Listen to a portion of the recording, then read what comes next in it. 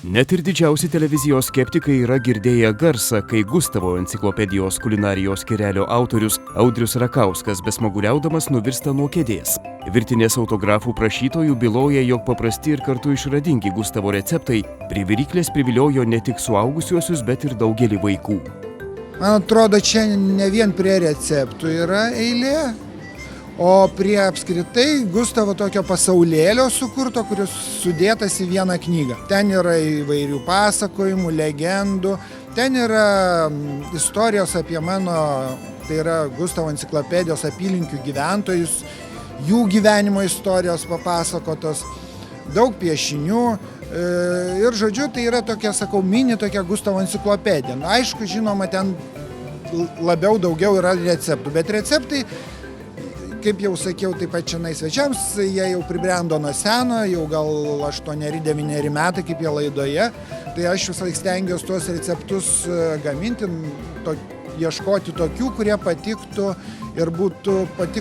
ir man, ir tuo pačiu žiūrovui, ir nebūtų sunkiai pagaminami, nebūtų kažkokių ekskliuzyvų, tai ta prasme kažkokių įmantrybių, kad galėtų pasigaminti, galbūt jeigu ne kiekvienas vaikas, bet tai tėčio ar mamos padedamas, jisai gali pasigaminti. Šalia istorijų, kas gyvena jūrų ir ežerų dugne ar Šatrijos kalno paslaptis, išmanusis Gustavas pateikia gausybę receptų, kuris patiekalas jam pačiam mieliausias.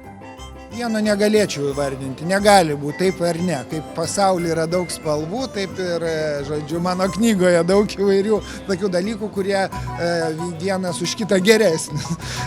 Tai, tarkim, trupininis pyragas man pačiam patinka su serbento uogiene. Tai čia iš tokio deserto, gal pavadinkim. Po to mėgstu žuvienę virti katile virš laužo.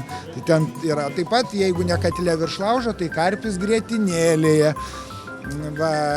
Troškintas paprastai labai padaromas, bet už tai labai toksai minkštas, lengvai virškinamas. Po to taip pat yra žuvis, jeigu žuvis yra naudinga žmogaus organizmui, tai tarkim ten yra žuvis virta su lenkišku padažu, taip pat yra paprastai pagaminama.